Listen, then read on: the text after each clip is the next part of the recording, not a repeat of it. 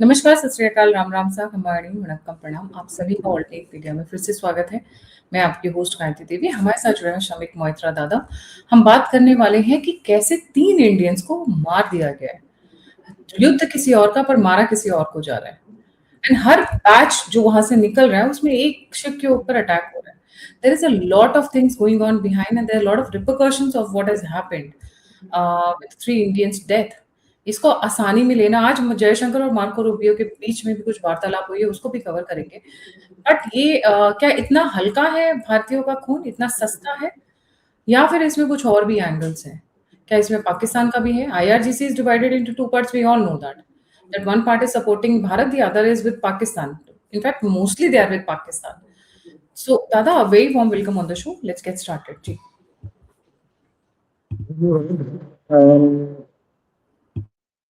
3 नाविक मारे गए हमारे। उसमें सबसे बड़ी बात है कि हमारे देश में शायद लोगों को ये अच्छी तरह पता नहीं है कि हमारे यहाँ जो नाविक है, भारतीय नाविक, दुनिया में जितने नाविक हैं उसका 22% है। सबसे बड़ा जो मर्चेंट मरीन का जत्था है वो भारतीय है। चाहे वो जहाज वैंकूवर से सैन डिएगो जा रहा हो, या भूमध्य सागर में कहीं जा रहा हो, या हॉर्मुज की खाड़ी में हो, या चाइना जा रहा हो। 22% एक बहुत बड़ा नंबर होता है। नंबर 2 पे आती है चाइना में जो वो है, लेकिन चाइना का लगभग 10.5% है, और वो ज्यादातर अधिकतर चाइनीज शिप्स पे ही काम करते हैं, क्योंकि चाइनीज जो शिप्स का बेड़ा है वो बहुत बड़ा है। भारतीय शिप्स जो हैं वो 2.6% ग्लोबल मेरीन वेसल्स हैं। China is like almost 40% these days. Either they are not necessarily under Chinese flag, लेकिन Chinese manufactured. तो चाइना का वो जो वहां पे जितने नाविक निकलते हैं वो ज्यादातर उन्हीं के उसमें एब्जॉर्ब हो जाता है। लेकिन भारतीय जो लोग हैं, भारतीय मूल के जो नाविक हैं, वो विदेशी जहाजों में ही अधिकतर काम करते हैं। और जो ये खाड़ी का क्षेत्र है, यहाँ पे इनकी तादाद 60% के आसपास है।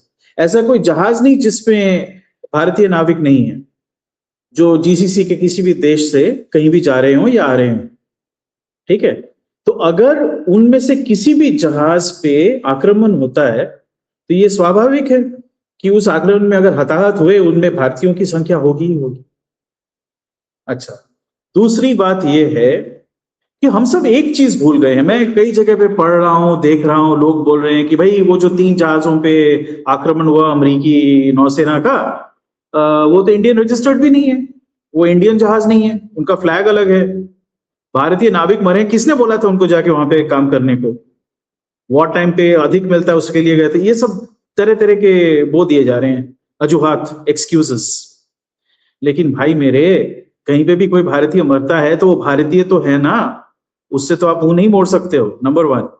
नंबर 2, जो सबसे बड़ी बात है जो कोई नहीं देख रहा, वो ये है कि ये युद्ध, क्या ये लीगल युद्ध है? आप ये कह सकते हो कि कोई भी युद्ध लीगल नहीं है।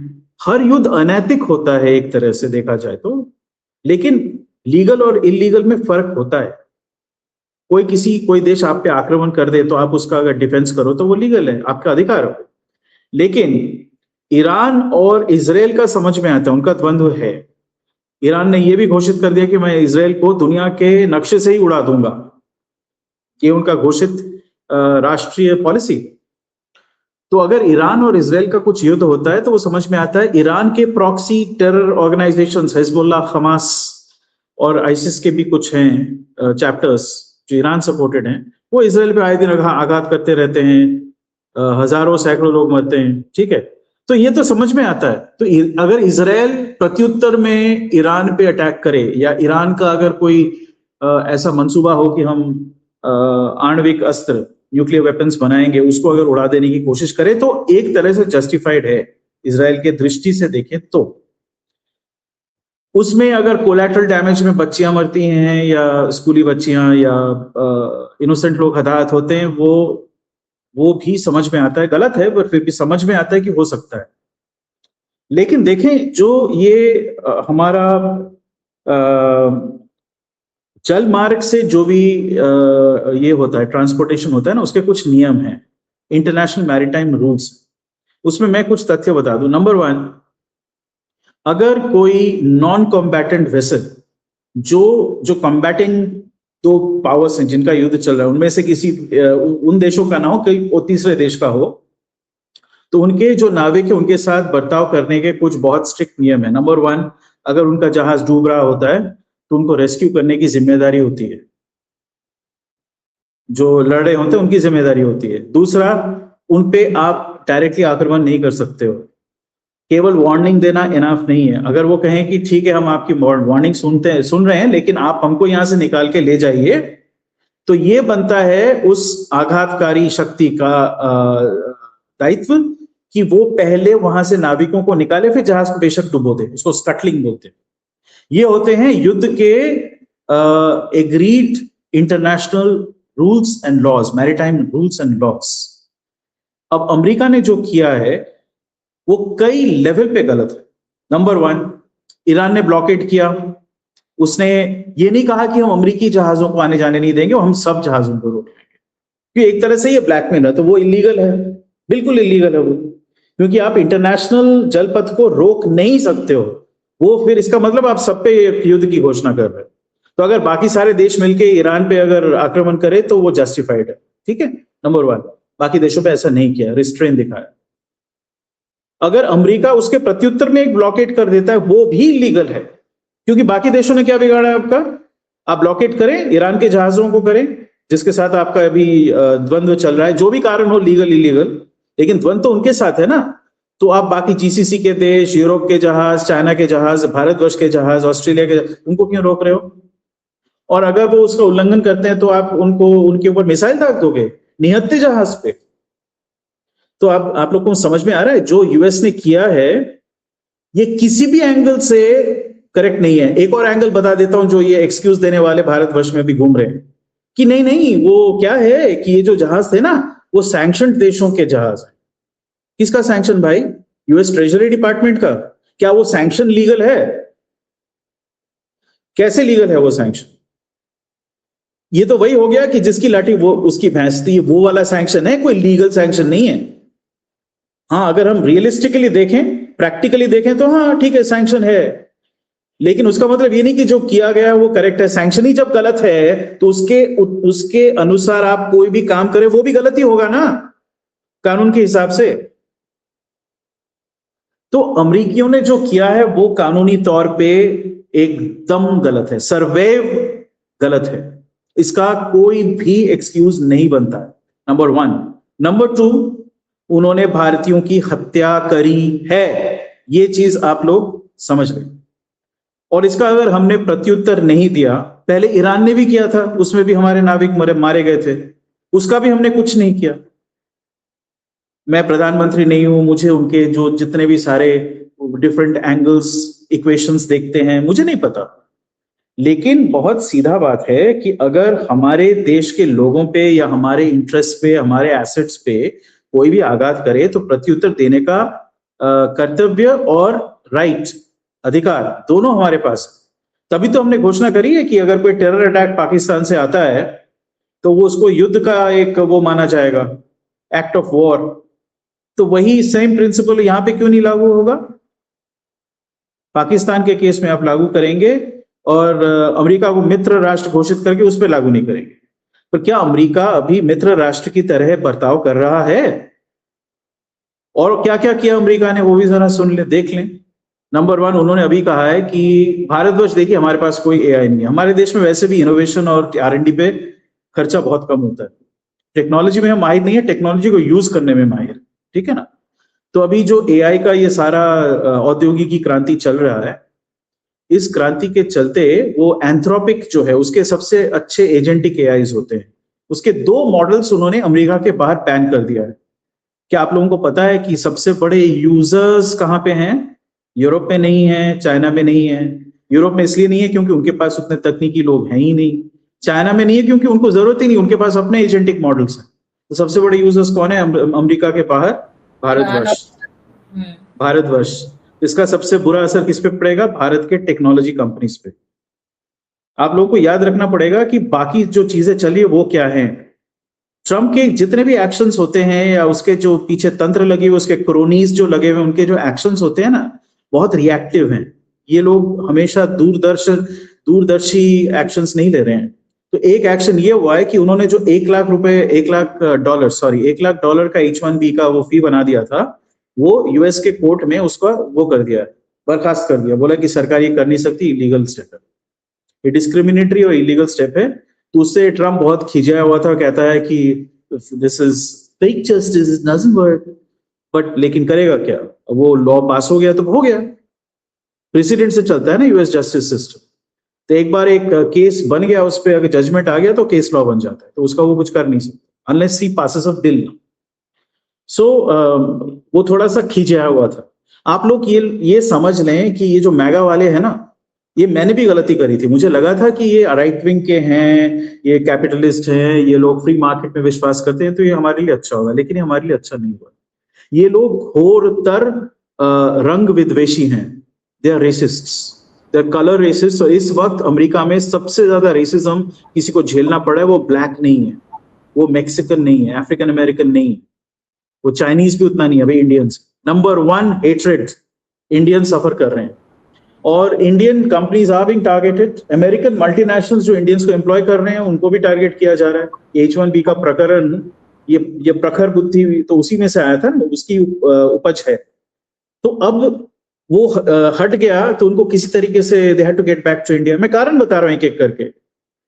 बांग्लादेश और म्यांमार में यूएस के कई एसेट्स मारे गए हैं अननोन गनमैन के द्वारा, क्योंकि आप लोग वहां पे जुडियो क्रिश्चियन राज्य की स्थापना करना चाहते हो, जो भारत के हमारे हितों के विरुद्ध है, तो हम करने नहीं देंगे।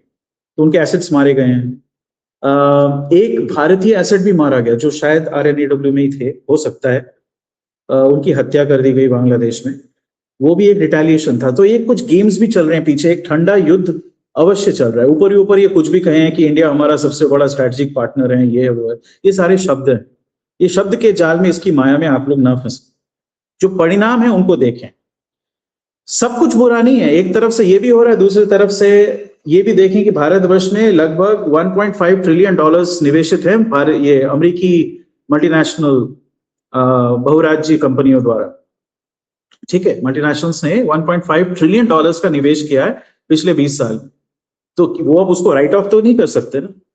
कर सकते हैं, कहने को तो कुछ भी कोई भी कर सकता है, लेकिन वो बेवकूफी वो नहीं करेंगे, क्योंकि ये जो निवेश है ये बहुत लॉन्ग टर्म है उनका, कुछ सोची समझी स्ट्रेटेजी है।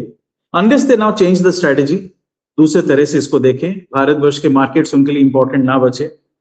आप ये कह दें कि नहीं, 1.4 ट्रिलियन जो 1.4 बिलियन 140 अरब जो व्यक्ति हैं इस पृथ्वी के, उनमें हमारा कोई दिलचस्पी नहीं, हम उनको कुछ बेचेंगे ही नहीं, वो खरीदने लायक ही नहीं है हमारा सामान। तो वो अगर आपका स्टांस है, तो वो वैसे तो कोई बिजनेस सोचता ही नहीं, तो बेवकूफी सोच सकता है। पर ऐसा भी नहीं है कि ट्रम्प को कोई स्पेसिफिक विद्वेष है, उसको वो थोड़ा बहुत क्या बोलते हैं, खिसियानी बिल्ली टाइप का एक उसका आचरण होता है, मुझे नोबेल प्राइज नहीं दिया वगैरह वगैरह, वो बोलता रहता है। लेकिन फैक्ट ऑफ द मैटर ये है कि उसका जब तक आप उसकी खुजली करते रहो, खुजली हो तो उसको आप स्क्रैच कर दो, तो वो आपके लिए कुछ भी करने को तैयार है। वो उस टाइप का व्यक्ति है, वैल्यूज बोल के मूल्य उसके कुछ नहीं है। तो इस चीज को आप दूसरे तरीके से देखें। अब वो ये कि भारतवर्ष का कर्तव्य क्या है, ये मैंने आपको समझा दिया कि ये क्यों ये इलीगल एक्शन था according to maritime law. And अगर अब लॉजिकली भी देखें तो इसका कोई मतलब नहीं बनता। जब एक पथ पे आप ब्लॉकेड भी लगाते हो ना, दो देश लड़ रहे हैं तो उन्होंने एक दूसरे पे ब्लॉकेड लगाया, एक कानून ये है कि उसके बीच में से एक पथ आपको खुला छोड़ना पड़ेगा फॉर इंटरनेशनल ट्रैफिक, आप उसको बंद नहीं कर सकते। अगर बंद किया, फिर इंटरनेशनल लोगों ने कोalition बना के आप दोनों को ठोक दिया, तो वो ठोक सकते हैं, वो जायज होगा, वो कानूनी होगा बाय द वे। तो हमारे पास विकल्प क्या है इस वक्त? अगर हम फायर पावर देखें, pure fire power, India by the way विश्व में, ये अमेरिकी इंस्टीट्यूट ने ये तमगा लगाया है, नंबर 3 है फायर पावर। फायर पावर का मतलब क्या है? हमारे पास जो क्षेपणास्त्र हैं, missiles, rockets, long range weapons जो सब है, उसमें हम विश्व में नंबर 3 पे आते हैं। और अभी हमारे पास उत्पादन क्षमता भी पर्याप्त है इन सब चीजों का, इतना पर्याप्त है कि अमेरिका खुद और यूरोप के देश भारतवर्ष से, इजराइल भारतवर्ष से जो एम्यूनिशन है उसकी सप्लाई लेती है। High quality, good quality, precise munitions India से निर्यात हो रहा है। तो भारतवर्ष के तो लोग यही समझते हैं जो भी फॉरेन क्वालिटी वो अच्छा है, क्योंकि हमारा पहले ये क्वालिटी का वो रहा नहीं है। पर वाकई में आप विश्वास करें, यहाँ पे जो उत्पादन हो रहा है इस वक्त वो अच्छे क्वालिटी का हो रहा है। तो पॉइंट ये है कि हम लोग अगर एक्शन लें, जिसकी हमारे पास क्षमता है और जिसका लीगल सैंक्शन भी है, तो हम ले सकते हैं। हम अगर हमारे जो 9 वाहिनी के युद्धपोत हैं, उनको कैरियर, उनको एस्कॉर्ट बना के भेजें खाड़ी के देशों में, जो भी ये ट्रेड हो रहा है, पूरे चीज को प्रोटेक्ट करने का हमारे पास एक अपॉर्चुनिटी भी है इसमें।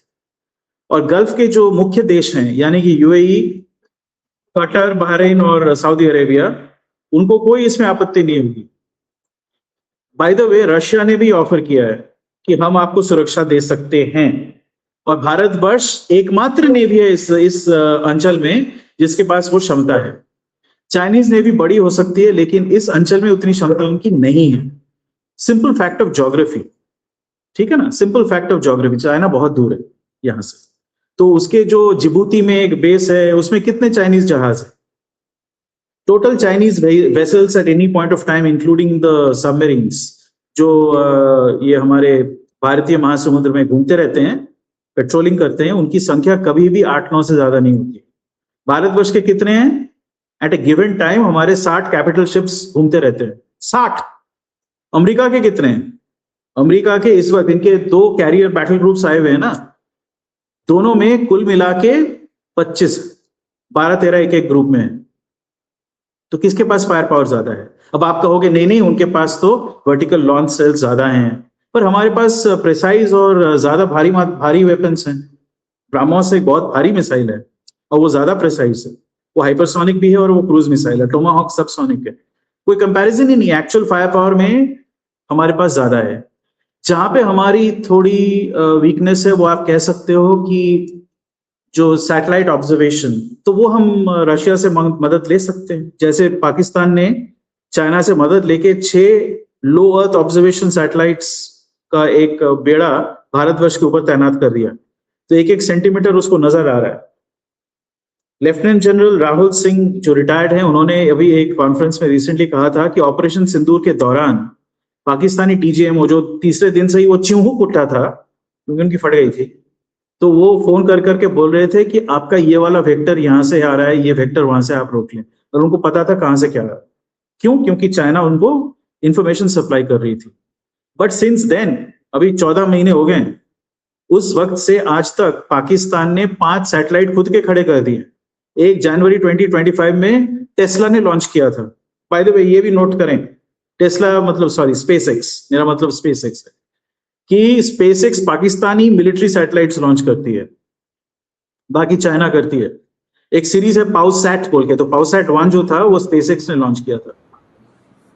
तो ये जो ठंडा युद्ध चल रहा है भारतवर्ष का, उसका एकदम डायरेक्ट ताल्लुकात अमेरिका जो स्टेप्स ले रही है पाकिस्तान को सपोर्ट करने के लिए, और हमारा जो क्षति पहुंच रहा है हमारे ट्रेड को, हमारी अर्थव्यवस्था को, उसके लिए, और जो बांग्लादेश म्यांमार में ये नए स्टेट की स्थापना हो रही है, जिससे हमारे पूर्वोत्तर के राज्य छीनने की प्लानिंग कर रहे थे, वो भी तो भारत विरुद्ध कार्य है ना।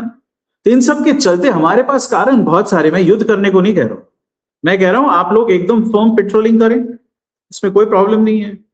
अगर अमेरिका को आपत्ति है तो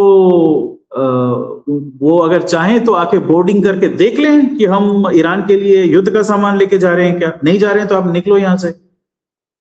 और अगर आपको किसी जहाज को रोकना है, आप तो आपके पास तो यूएस नेवी सील्स हैं, ठीक है, यूएस मरीन्स का टुकड़ी रहता है हर एक कैरियर बैटल ग्रुप के पास, उनको भेजो, देखो, रोक दो, उन्हीं से रोक दो। किसी को मारकर हताहत करने की क्या आवश्यकता? आवश्यकता यह है कि भारतवर्ष को बताया जा रहा है कि तुम वही करोगे जो हम कहेंगे और हम जो मर्जी वो करेंगे। कल और परसों, मेरे ख्याल से कल और परसों तो नहीं, वेडनेसडे रात और थर्सडे हमारे यहाँ पे बहुत बड़े टेस्ट्स हुए। किस चीज का टेस्ट हुआ अब मैं आपको लोगों को बता दूं। हमारे यहाँ पे चल रहा था प्रोजेक्ट कुशा। प्रोजेक्ट कुशा S-400 का नेक्स्ट वर्जन है, बहुत एडवांस वर्जन है जो भारतवर्ष ने खुद तैयार किया। तो उसमें एंटी बैलिस्टिक मिसाइल्स भी हैं। एंटी बैलिस्टिक, कौन से बैलिस्टिक मिसाइल्स हाइपरसोनिक होते हैं, वो मैक 25 की स्पीड से आते हैं, उसको भी रोकने की क्षमता रखने वाला एंटी मिसाइल, ठीक है। तो वो पूर्णतः सफल रही है, यानी भारत के पास जो रक्षा कवच है वो तैयार है। और एक नया medium range anti ship missile, भारी हेवी ड्यूटी 1000 किलो वॉरहेड, मतलब वैसे 2 लग जाए तो अमेरिका का वो एब्राहम लिंकन स्केल का भी वो डूब जाएगा। एक्सट्रीमली प्रिसाइज, वेरी फास्ट, तो वो भी टेस्ट कर लिया गया है। तो ये भी इंगित हम दे रहे हैं। पर मेरा विचार ये है कि अगर हम एमईए से जो नुएंस्ड डिप्लोमेटिक स्टेटमेंट्स आते हैं, कड़ी निंदा, भारी भर्त्सना, जो भी होता है इनकी भाषा, मेरे से तो होता नहीं है, मैं काफी ठेठ हूं, तो उस भाषा में बात ना करके बहुत साफ सीधे तौर पे कह दिया जाए कि हमारे जो जहाज हैं या फिर हमारे मित्र राष्ट्रों के जो जहाज हैं उनका एस्कॉर्टिंग हम करेंगे, ईरान को हम देख लेंगे, आपको चिंता करने की आवश्यकता नहीं है, ठीक है, हम हमारा देख लेंगे, आप हमारे जहाजों से और हमारे एस्कॉर्टेड जहाजों से दूर रहे। If you fire on us, will fire on you. और अमेरिका को हमने जो लॉजिस्टिक सपोर्ट दिया, बाय द वे आप लोगों को शायद पता नहीं है, जो लॉजिस्टिक्स एग्रीमेंट है उसके तहत कोची में केवल हमने ईरान के एक नौजहाज को हमने पनाह नहीं दी है। अमेरिकी जहाज यहाँ पे आके विक्चुअल लेते हैं, यहाँ पे आके मेंटेनेंस लेते हैं, बंद कर दो। हम बोल दें कि हम तो गांधी के देश हैं, हम बुद्ध के देश, हमें युद्ध से कोई मतलब नहीं, हम आपको सहायता नहीं कर सकते युद्ध के चलते, युद्ध समाप्त हो जाएगा फिर हम आपको सहायता करेंगे, ठीक है ना, ये बोल दो, खत्म कर दो उस चीज को। उससे हमें फायदा क्या मिल रहा है? कुछ फायदा मिल रहा है क्या? गालियां पड़ती हैं और आप हेल होल हो, आपकी इकोनॉमी शिट है, ये तो स्टेटमेंट्स आते हैं उनके प्रेसिडेंट से। ये कैसा मित्र है भाई, मेरे को आप बताइए, ये कौन सा मित्र है? प्रधानमंत्री के 12 वर्ष कंप्लीट हुए, 12 प्लस, उस पे कंग्रेचुलेटरी, उससे हमें भारतवर्ष को कोई फायदा नहीं मिलता। क्या फायदा हमारा? वो तो हमें पता ही है ना कि उन्होंने 12 वर्ष खत्म कर दिया। तो ट्रंप का एंडोर्समेंट लेके हम क्या करेंगे? चाट डालेंगे? हमारे लोग मारे जाते हैं, वो हमारे लिए एक चिंता का विषय है। जहाज वहां पे रुक रहे हैं, जिससे इंश्योरेंस कॉस्ट बढ़ रहा है, जिससे तेल और नेचुरल गैस का आवागमन कम हो गया है, जिससे रिफाइंड प्रोडक्ट्स का आवागमन कम हो गया है। आप लोगों को बता दूं कि हमारा जो फर्टिलाइजर है ना, फर्टिलाइजर्स में एनपीके जो मेन फर्टिलाइजर है, नाइट्रोजन, फास्फोरस, पोटेशियम, इंडिया में इस वक्त पिछले साल की अपेक्षा, नॉर्मली हम 33% बफर स्टॉक रखते हैं, इस वक्त हमारे पास 51% है, ठीक है। खरीफ सीजन में कोई खतरा ही नहीं है और बाकी आगे का सप्लाई भी सिक्योर है, दूसरे देशों से सिक्योर किया है। इन सबका बेनिफिट किसको जा रहा है? अमेरिका। एलपीजी और एलएनजी कहां से आ रहा है? अमेरिका से। एक्चुअली क्या इंडिया को कोई फायदा हो रहा है इस तथाकथित अलायंस से? हर चीज में तो स्ट्रिंग्स अटैच्ड होते हैं, जब मन करता है वो टेक्नोलॉजी को बंद कर देते हैं। Probably they are not creating a situation of war inside, क्योंकि उनके पास तो एक कोई नहीं, हमारे पास विकल्प यही है कि हम लोग अपना थोड़ा सा, जो इतना बड़ा हमारे पास शक्ति है, उसको थोड़ा रैटल करें, सबको बताएं कि ये मंदिर वाला हाथी नहीं है कि पीछे से आके आप ऐसे पोक करते रहो। मंदिर वाला हाथी क्या करता है?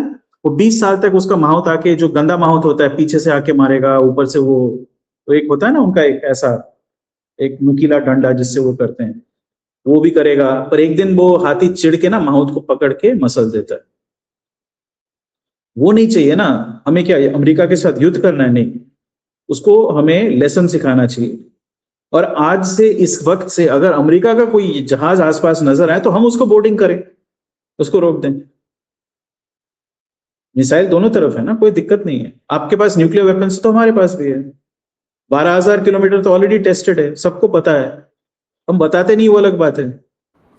अमेरिका का कोई भी बड़ा शहर नहीं है जो इंडियन न्यूक्लियर मिसाइल के उसमें नहीं आता है, और अमेरिका को ये पता है। तो डर किस बात का है भाई? आप अपना जो डॉलराइज्ड इकोनॉमी है उसको इस्तेमाल करके इंडिया का सर्वनाश करोगे, वो उसका भी विकल्प है। 2-3 बार आप कर चुके हो ना सर्वनाश करने की कोशिश, क्या हुआ? नहीं हुआ ना। तब तो हम बहुत गरीब देश थे इनफैक्ट, फिर भी आप नहीं कर पाए, अभी क्या उखाड़ लोगे? तो अगर हम डरेंगे तो इसी बात का डरेंगे कि हमारे जो कुछ बड़े बड़े निजी क्षेत्र की कंपनी से उनको नुकसान पहुंचेगा। पहुंचने दो, उसको भी हम एब्जॉर्ब कर लेंगे, कोई दिक्कत नहीं।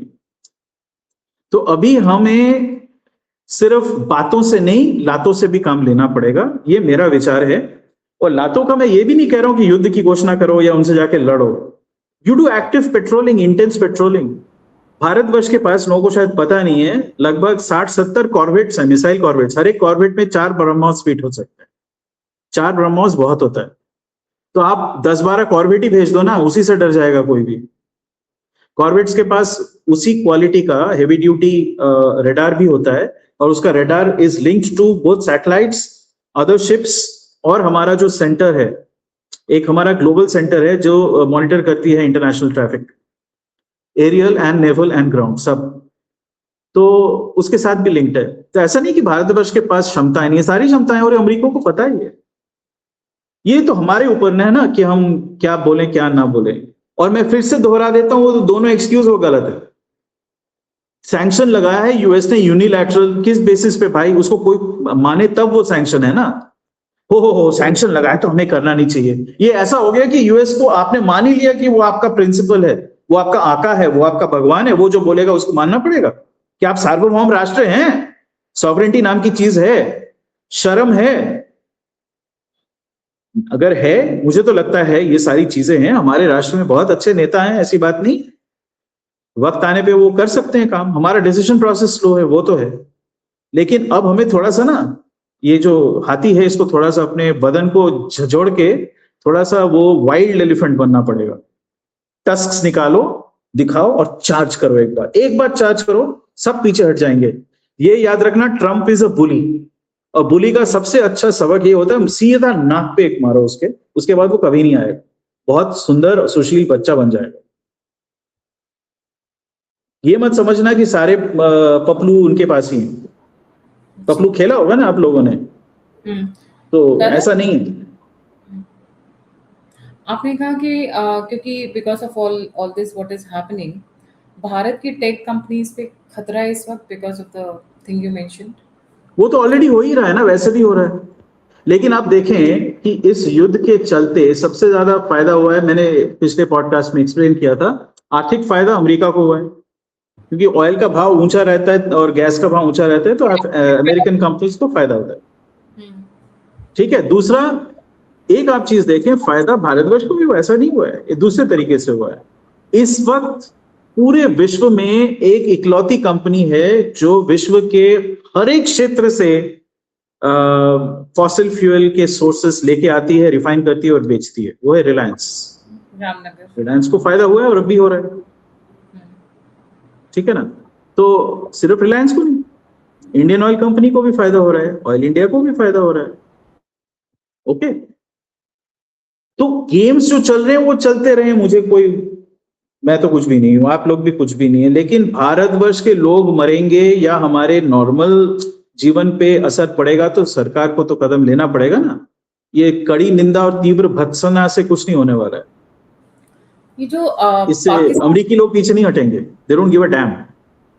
ये जो पाकिस्तान को एक्स्ट्रा फेवर कर रहे हैं, specially this through this Elon Musk company SpaceX, ये जो सैटेलाइट्स लॉन्च कर रहे हैं, ये तो स्पाइंग तो भारत के ऊपर ही कर रहे हैं। क्या आप लोगों को पता था कि पाकिस्तान का पहला मिलिट्री सैटेलाइट स्पेसएक्स ने लॉन्च किया है? उस कंपनी को इसीलिए अभी हमने, ये भी एक रिटेलिटरी स्टेप ही है, हमने उसको बैन कर दिया। हमने बोला कि आप स्पेसएक्स इंडिया में नहीं कर सकते। उसका दूसरा कारण भी मैं आप लोगों को बता दूं। याद है, मैंने अभी कुछ दिन पहले आप लोगों को म्यांमार के बारे में समझाया था, नॉर्थ ईस्ट के बारे में समझाया था। वहां पे तो वहां पे जो रेबल ग्रुप्स हैं उनका प्रशिक्षण, प्लानिंग, ट्रेनिंग, लॉजिस्टिक्स सब कुछ चक प्रिंस की कंपनी फ्रंटियर सर्विसेज ग्रुप करती है। उनके पास जो सैटेलाइट फोन्स हैं वो किस पे चलते हैं? इलॉन मस्क की सैटेलाइट। स्पेसएक्स। बांग्लादेश में क्या चलता है? स्पेसएक्स। तो स्पेसएक्स में हम कैसे घुसने दें? होगा वो दुनिया का सबसे धनाढ्य व्यक्ति according to valuation, not according to actual money, valuation के हिसाब से अमीर है वो। लेकिन हमारे यहाँ पे आप आके काम करोगे और ये सब करोगे तो नहीं चलेगा। हम उसको नहीं अलाउ करेंगे। देखिए, ऐसा है कि इंटरनेशनल पॉलिटिक्स में ये भाईचारा, वात्सल्य और अच्छे सद्भाव से ज्यादा पता है किस चीज का बोलबाला चलता है? डर का। स्टिक। आपके पास स्टिक नहीं है तो कैरेट कोई लेगा भी नहीं आपसे। Right. So US is hell bent on destroying everything that was built in last 25 years, especially Trump. Yeah, absolutely. They have made some clear bets कि भारतवर्ष इतना इंपॉर्टेंट नहीं है, इसको हम कंट्रोल में रखेंगे, चाइना को हम स्टॉप करेंगे किसी किसी क्षेत्र में, बाकियों में उनके साथ साझेदारी करके काम करेंगे, रशिया को ध्वंस कर देंगे। मैं बता रहा हूँ उनके जो दिख रहे हैं वो तो साफ नजर आ रहे हैं ना, ये कोई मतलब मेरा वो स्पेकुलेशन भी नहीं। जयशंकर ने भी यूरोपियंस को अच्छा खासा धोया है उन्हीं की कॉन्फ्रेंस में बैठ के। नहीं, मैं वही कह रहा हूँ, ये बहुत मेरे लिए तो बहुत एग्जॉस्टिंग और टायरसम है। मुझे जमा ही लेता हूँ आजकल। ये जो उनके आंखों से लेजर निकलता है और फिर वो एक स्टेटमेंट देते हैं, बहुत ही आर्टिकुलेट है, मेरे से कहीं ज्यादा आर्टिकुलेट है। मैं तो उस वक्त ऐसे सोच के बोल नहीं पाऊंगा, मुझे गुस्सा इतना आएगा, पर वो तो संयम में रहते हैं। बहुत अच्छी बात है, लेकिन उससे हमारा कोई फायदा नहीं है। फायदा नहीं हो रहा है। मार्को रूबियो से बात मैं फायदा देखता हूँ, मैं धंधे वाला हूँ, मैं बिजनेसमैन हूँ, मैं फायदा देखता हूँ, मैं और कुछ नहीं देखता हूँ। देश का हित होगा, देश का फायदा होगा तो मेरे लिए अच्छा है, देश का फायदा नहीं होगा तो मेरे लिए बुरा है, सिंपल। तो बातों का फायदा ही क्या है? इन बातों का फायदा क्या अगर उससे हमें कोई एडवांटेज क्या फायदा? हमारे आर्मी को एक बहुत अच्छी चीज मिली, मैं सबको एक खुशखबरी दूं। पता लगा है कि हमारी एक मित्र हैं जो इस शो को भी देखते हैं काफी दिलचस्पी से, मिस्टर सुमीर पांड्या, उन्होंने मुझे आज एक खुशखबरी दी कि हमारे जो AK 203 स्वचालित राइफल्स हैं, उसका जो ऑर्डर 2 साल बाद मिलने वाला था अभी हो गया है, कंप्लीटेड। यानी हमारे पास जो 6 लाख हथियार आने वाले थे वो इसी साल कंप्लीट कर दिए जाएंगे। It's a fantastic thing. आप लोग खुद सोचिए, एक सिंगल स्टैंडर्डाइज्ड राइफल जिससे आप दूर का मार, पास का मार और नॉर्मल ऑपरेशन सब कर सकते हो, उसमें स्कोप भी लगा सकते हो, वो भारी मात्रा में तैयार हो गया। और जो हमारे जो प्रॉब्लम्स थे विद इंसास और बाकी 3-4 तरह के राइफल्स, वो समा स्टैंडर्डाइज्ड। ये छोटी चीज नहीं है। आपका जो मेन स्टे है बैटल का, जो स्मॉल आर्म्स, उसको स्टैंडर्डाइज करना एक बहुत बड़ा चीज है। Zoravar tank has successfully passed all trials with flying colors. ये वैसा टैंक है जो 2.5 साल के अंदर डेवलप करके उसको सक्सेसफुल किया गया। तो अच्छी चीजें हो रही हैं, लेकिन डिसीजन मेकिंग अभी भी स्लो है। पाकिस्तान ने 14 महीने में पूरा मिलिट्री सैटेलाइट का वो जखीरा लगा दिया। चाइना की मदद से किया, पर जैसे भी किया ना। और हमारे इसरो में सैटेलाइट्स आए दिन उनको अमेरिकी लोग सैबोटाज कर देते हैं।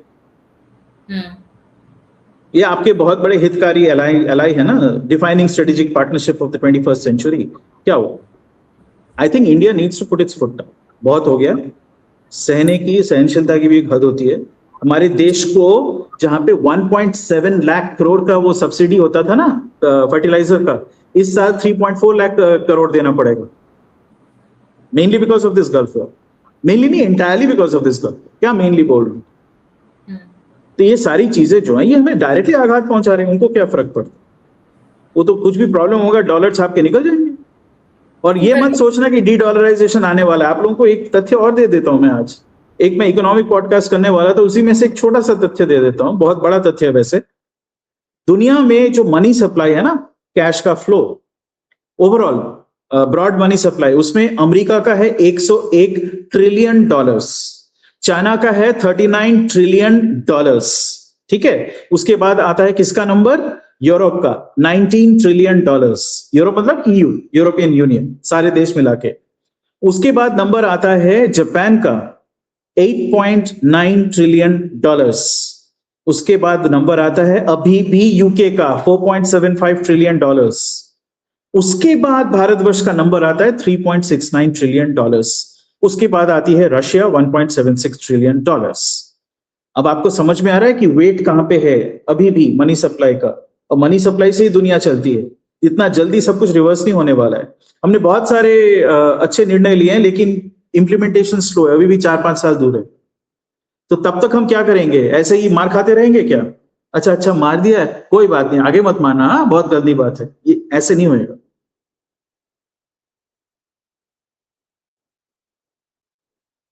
अगर हम दीदी को निकाल सकते हैं बंगाल से, और आप लोग अभी थोड़ा बहुत बाकी लोगों को पता लग रहा है कि वो किस लेवल का वो कंट्रोल और दबाव था, थोड़ा बहुत पता लग रहा है ना, जो यहाँ पे रहते हैं उनको पता था, तो फिर अमेरिका को क्यों नहीं ठीक कर सकते हो?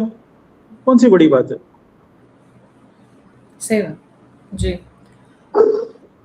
थैंक यू सो मच दादा फॉर ज्वाइनिंग। जाने से पहले सभी व्यूअर्स से रिक्वेस्ट है, please don't forget to like, subscribe and share the Alt News media. अगर आप मुझे कंट्रीब्यूट करना चाहते हैं तो दिए हुए नंबर और यूपीआई पे आप मुझे सहायता कर सकते हैं। आप मुझसे जुड़ना चाहते हैं, इन्फॉर्मेशन शेयर करना चाहते हैं, तो सभी के सभी लिंक्स डिस्क्रिप्शन बॉक्स में। इसी के साथ जय हिंद, जय श्री राम, हर हर महादेव। नमः शिवाय, जय हिंद।